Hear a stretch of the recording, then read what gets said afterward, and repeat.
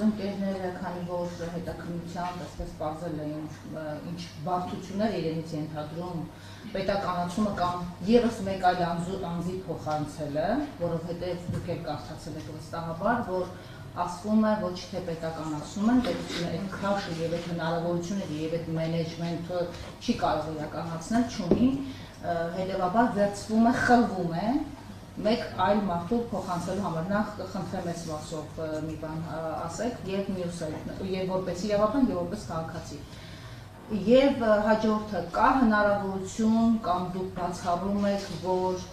Սամվել Կարապետյանի ազատության գինը կարող է լինել այն ստորագրությունը, որը կվճռի թե հեծի ճակատագիրը, թե իր ճակատագիրը ամենատխուր վարկածներից մինչև ուրախ վարկածներ եւ ամենազվարճալի անդադ քննարկում է, դուք եք հասկանում, այսինքն քաղաքացի եք, որ օրինակ կարող են հանել եւ նրան վետո դնել, թույլ տալ հայրենիք մտնի, ոտք դնի, մյուս կողմից նրան թույլ տալ դուրս գալ քաղաքական գործընթաց սկսի, այսպես հազար ու մի վարկած քաղաքական առևտրից մինչև տնտեսական եւ հաջորդը դուք ղեկավար եք այս կառույցում եւ դուք լավ եք հասկանում, որ Նիկոլ Փաշինյանը սկսել է առևտուր ձեր ամեն աշխատողի հետ, սկսած պահակակետի հսկիչից մինչև մաքրուհի եւ մինչև տնօրեն։ Ձեր հետ կոմպրոմատի լեզվով, շահագրգռելու լեզվով, ձեր աշխատակիցների հետ խոսք ու զրույց եղել է իշխանականների կողմից թե ոչ։ Ես գիտեմ, որ այստեղ գլխավոր դատախազի եղբայրն է արդեն իսկ աշխատում, նախ նրա այստեղ աշխատելու հանգամանքները մեզ բացատրեք, մանավանդ նոր է։ Արդյոք սա սցենարային պլանի մաս չի կազմել, հաշվի առնելով նրանք կարող էին կանխատեսել այս ելքը։ Եվ ինչպես եք պատրաստվում պաշտպանել ձեր աշխատակիցներին եւ կոմպրոմատներից, եւ հարձակումներից իշխանական, եւ գործարքներից, որը կարող է ճակատագրական դառնալ։ Այդ իրենց համար։ Տիկին Բադոյան, ցավոք սրտի որպես քաղաքացի կարծիքս հայտնել չեմ կարող, ցավոք սրտի, որովհետեւ ես ներկայացնում եմ այս պայն հեծը, որպես իրավաբան էլ ձեզ ասեցի չեմ ցանկանում մեր գործողությունների հետ կապված կարծիք հայտնել, որպես հեծ գլխավոր տնօրեն եւ մարդ, ով ճանաչում է Սամվել Կարապետյանին, ձեր ասած վարկածները ու ցանկությունները կարող են լինել, այդպես պայմանավորվելու, ազատության գին, չգիտեմ ինչ, Կարապետյանին ճանաչող մարդիկ գիտեն, որ հնարավոր չի։ Ոչ թե հնարավոր չի պայմանավորվել, այսպիսի պայմանավորվածություններ հնարավոր չի։ Սա արդեն ասում եմ իմ կարծիքը, որովհետև հաստատապես ինքը դա կարող է ասել, բայց ես համոզված եմ, որ դա էլ պնդելու է, այսինքն ինչ-որ գործարքի ազատություն։ Իմ կարծիքով ոչ։ Գործարքի գնալու պարագայում չէր հայտնել այս վիճակում, այսպես ասեմ ձեզ։ Ինչի պետք է հայտնվել, հետո նոր գնալ գործարքի։ Երկրորդ ինչ վերաբերում աշխատակիցներին, ես չեմ ցանկանում իմ քաղաքական հայտարարությունները մեկնաբանել, նորից եմ կրկնում, ազատ զրույցի պարագայում սիրով կմեկնաբանեմ, չեմ վախենում, չեմ հրաժարվում, ուղղակի հաշվի առնելով, որ ներկայացնում եմ հեծը այս պահին եւ չթիրախավորելու համար մեր հետագա գործողություններում հեծը այդ պատճառով չեմ պատասխանի։ Ինչ վերաբերում է մեր աշխատակիցներից կապված, գիտեք, կոնկրետ փաստեր չունենք։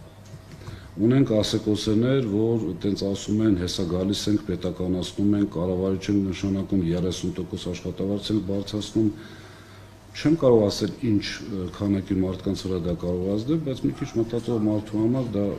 միֆ է։ Այսինքն մի քանի հազար աշխատակցի վրա 6800 աշխատող ունենք մենք, մոտավորապես մինուս պլյուս շատ փոքր թիվ, եւ այդ 6800 աշխատողից չեմ կարծում, որ ինչ-որ լուրջ քանակ կհավատա դրան, որովհետեւ աշխատավարձների 30% բարձրացնելու պարագայում կարծում եմ նորից իմ կարծիքը մոտավորապես 3 միլիոն մարդ կսկսի ավել վճարել, որպեսզի 6800 մարդ ավել փող ստանա։ Այսինքն սակագնի խնդիր առաջանալու միանշանակ։ Այստեղ մենք ինչով ենք զսպել սակագինը, շատ կարճ անդրադարձ դրան անեմ, զսպել ենք կորուստների տոկոսի նվազելիությունը, այսինքն կորուստների տոկոսը նվազելու դեպքում գեներացվում է լրացուցիչ ֆինանսական միջոցներ, որի արդյունքում զսպել ենք սակագնի աճը։ 4.8, եթե չեմ սխալվում, դրամ 16 թվականից սկսված թանկացել է հոսանքի սակագինը, որի մեջ հեծի այսպես ասած, մաս, որպես կտոր 0 դրամա։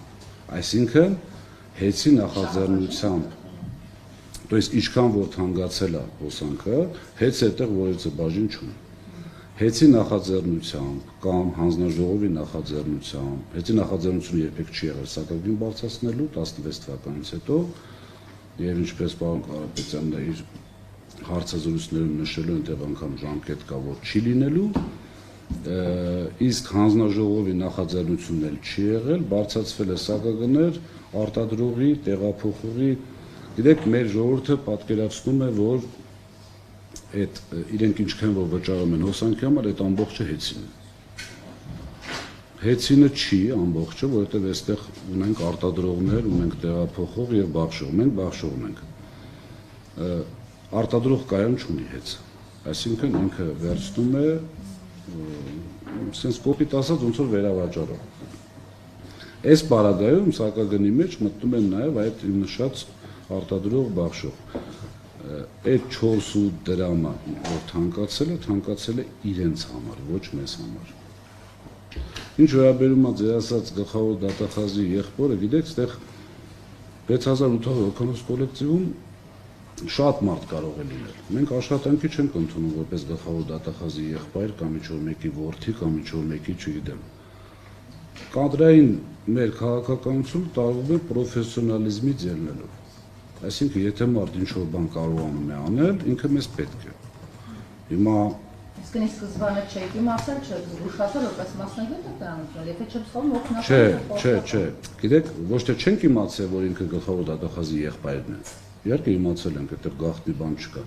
Ասածից իմաստը հետևյալն է, Կարապետյան Սամվելի կադրային քաղաքականության մեջ երբեք չի եղել, որ այս մարդնա չի կարելի կամ այս մարդնա պետք է առավելություն ունենա։ Երբեք։ Աշխատի, նորմալ կաշխատի մեզ հետ, չի աշխատի, անկախ նրանից իրով լինելը ինքը կազատվի։ Քաղաքականությունը այսպեսի, հավատացի։ Այս պարագայում, այդ ժամանակ խաղաղ են եղել աշխատությունները ձեզ մոտ, հիմա խաղաղ չեն։ Ճիշտ է չի ձեզ այդ հարցը տալ, բայց ամեն դեպքում ռիսկեր չի պարունակում արդյոք ունենալ մանավանդ գլխավոր բուրգում մեկը, ով իշխանության է։ Նախ գլխավոր բուրգ չի, Մուսալեր մասնաճյուղի տնօրենի խորհրդական անդամն է, ձեր նշած անձը, եւ ախր գիտեք որ նախնդիրը, լավ ընդունենք գլխավոր, ընդունենք իմ օգնական կամ խորհրդական։ Ես ինչ եմ անում, որ ես վախենում եմ, որ Վարդապետյան Աննայի եղբայրը իմանա։ Ինչի՞ չենք այս տեսանկյունից նայում։ Այսինքն մենք չենք անում այնպիսի բան, որից վախում ենք։ Ով տանում եք քաղաքականություն լավ չի։ Կներեք, բայց